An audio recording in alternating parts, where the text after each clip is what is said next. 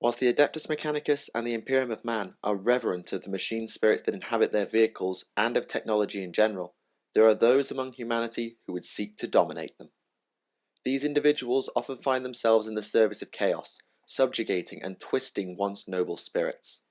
For some, however, even this is not enough, and they will go so far as to impose their will on both machine and demon, binding the two to create horrifically powerful war machines. These contraptions are terror-inducing and eager to kill, and only the most skilled of Warpsmiths can hope to create them and bind them until it is time for them to be unleashed. In battle, they serve in armies both mortal and demonic, reaping great tallies for their chosen gods or simply for their own satisfaction. Pray you never have to face one, for their demonic nature makes them unnaturally resilient and incredibly powerful in equal measure. They are Daemon Engines. Today, we shall explore how a Daemon Engine comes to be, as well as looking at their creators and perhaps a few notable designs. My name is Michael for Tactica Imperialis, and welcome to 40k Stories. Daemon Engines are most commonly created by Warpsmiths, the equivalent to Tech Marines in Chaos Space Marine Forces or the Tech Priests in the Adeptus Mechanicus. It appears to be something of a catch-all term. Other groups known to create them include the Dark Mechanicum, now based on the world of Zana II within the Eye of Terror, but the majority rely on a single place or entity to produce the Daemon Engines. The Forge of Souls lies within the Formless Wastes, somewhere within the Warp, and it is from this place that the Warpsmiths will draw their power. We shall discuss the Forge a little more later, as they create a unique Daemon Engine that warrants a separate discussion, but for now, we shall look at the work of mortal hands. Often, a sorcerer or dark apostle is required to summon the demon, though certain Warpsmiths will also be able to do it too. At the point of summoning, the Warpsmith and his cohorts will bind the demon, often against its will, to the machine they have crafted for it to inhabit. This makes the process very different to the possession that is often rampant in Chaos Warbands, for the demon does not get a say in choosing to be part of the engine, and will often rebel against its master with bloody results. Many slaves and tech thralls will die, often sacrificed or simply unable to avoid the rampaging engine until it is beaten back into submission or pacified in some way by the sorcerers. This will often only increase the rage of the bound demon, making it all the more willing to spill blood when it is finally unleashed on the field of battle. I wonder sometimes why the engines do not simply rebel when they are released, but I suspect that it is because of the destruction of said engine would result in the banishment of the demon, forcing it to return to the Immaterium in shame. That, and the fact it probably gets to fight pretty often as part of a warband or a traitor legion, so win-win. Within many Daemon Engines lies something commonly known as a Demon Forge, a device potentially embodying the fires of the warp forge that the engine was built in, and it can be used in battle as a form of supercharger. Of course, not all Daemon Engines are formed in this way. For example, the flying engine known as the Helldrake is created as the warp twists a fighter and its pilot, fusing the two of them together and then dominating the Astartes as the machine gains demonic sentience. Many battle tanks that are demonically possessed also seemingly use demons as replacements for the machine spirit or crew. Whilst I assume the process is the same as the Daemon Engines, I cannot be sure, as they do not actually possess a Demon Forge. I am surprised and a little disappointed to report that there are not many Warpsmiths of note, as I was hoping to tell a tale or two of them before diving into a couple of unique Daemon Engines. So, to compensate, we'll have a little Miscellaneous section like we do with the Legiones Astartes, looking at a couple of short stories or individuals who grabbed my interest. The first of these is undoubtedly the Warpsmith known only as Soul Smelter. We don't know who he was, or what faction he swore allegiance to, but he probably had friends in pretty high places given the resources he had. He led an army of Daemon Engines around 716 M41, and was so successful that he even invaded Nocturne, homeworld of the Salamanders chapter/Legion. Unfortunately for Soul Smelter, the Sons of Vulcan had some master artifice of their own waiting for him, and his corpse and the remnants of his army were launched into the heart of Nocturne's parent star following their defeat. Ouch.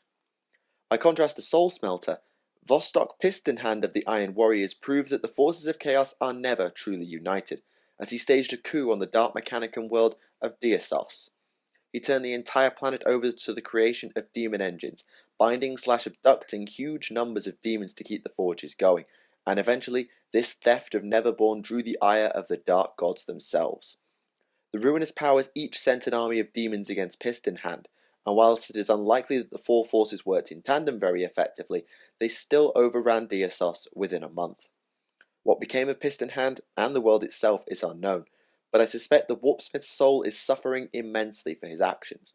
Remember kids, don't screw with the Chaos Gods. If we're being technical, we can also count Arminius Valthex of the Red Corsairs as a Warpsmith too.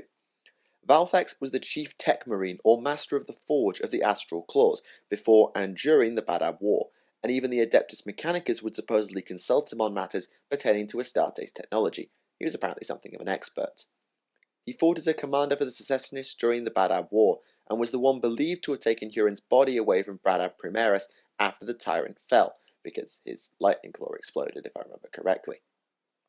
He and Chief Apothecary Garrion, probably with a measure of help from the Chaos Gods themselves after Huron's soul did a deal, were able to revive and rebuild their lord, and now stand with relative immunity amongst the new Red Corsairs as thanks from Huron for saving him. Pretty thankless if you ask me.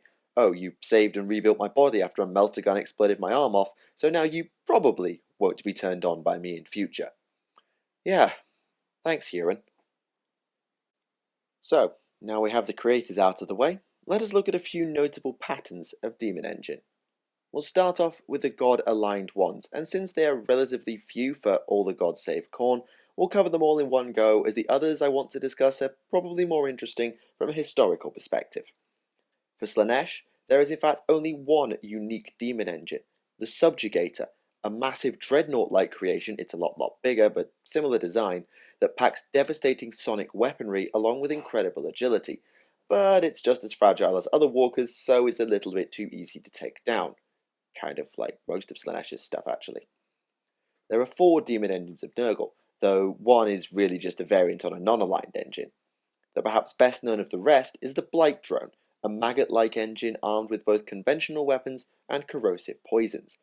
They often operate in swarms, and though they are of course demon engines rather than possessed vehicles, one could draw some similarities with the Space Marine Storm Talon in role and potentially in appearance. If Nurgle gets hold of a Storm Talon, I'd be interested to see if we could get a similar look.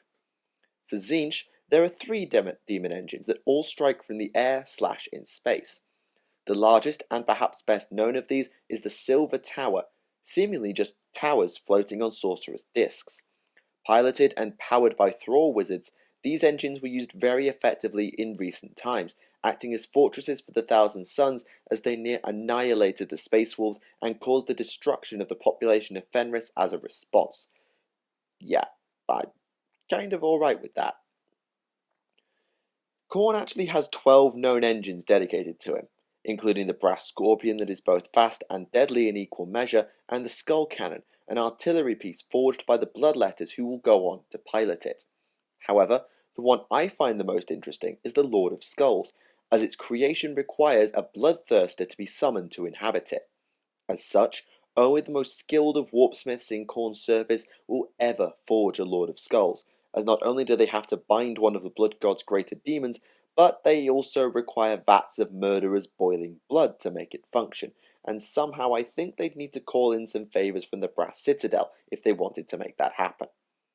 A seeming variant on this could be the Kaitan, a bipedal engine whilst the Lord of Skulls uses treads, but it is not stated that they require the same conditions to be created, and so I cannot confirm or deny any relation between the two.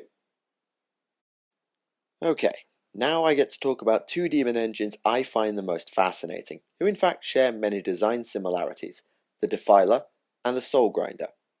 The Defiler's origin story is somewhat varied, as it may have been made before or after the Horus Heresy, we don't exactly know.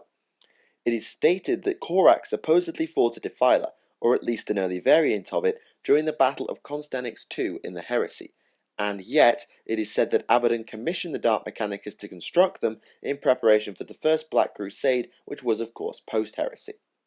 Personally, I believe that Korax actually did fight a Defiler, and assumedly the blueprints were recovered from Constanix II in order for Abaddon to commission them later. The Defiler itself is 6-legged, though it uses 2 of them as weapons in close combat, and it is also armed with powerful ranged weapons including a battle cannon equivalent to a Leman Russ tank. It is also possessed by an incredibly powerful demon, though I know not at what level such a creature is relative to, say, a bloodthirster, and it must be kept in check by powerful appeasement spells lest the engine wreak havoc on the Chaos forces, which also answers the question that I was asking myself earlier. Defilers can also be dedicated to an individual god, changing their weapons, names, and fighting styles as a result, as the bound demon will of course fight like the rest of its kin spawned from that god. There are very few known, by which I mean named, defilers, and what we do know of those infernal devices is extremely limited, which is a shame, because I'm sure there's some very good ones to talk about. On the other hand, the Soul Grinder is a demon engine that is never sworn to a god, for it is instead constructed by the Forge of Souls itself. Demons go willingly to the Forge, fighting each other for the honor of becoming part of the engine, and in return, the Masters of the Forge will make them powerful beyond most other demons. However, there is a price, as the Soul Grinder, once forged, must swear oaths of loyalty to the Forge above all else, meaning that all souls and vehicle hulls claimed will be offered to the Forge, and the engine will fight to defend the Forge against even the gods themselves. They will actually fight their own patron god's forces if they have to. The Soul Grinders are thus incredibly powerful and dangerous, far more resilient than other demons and packing huge amounts of firepower. They have to be, they need to defend against entire gods for the armies.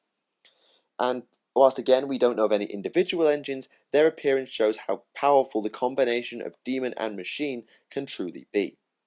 Soul Grinders are also technically immortal as far as I know. Demons, of course, are ever living, only capable of being banished back to the warp unless the god actually kills them.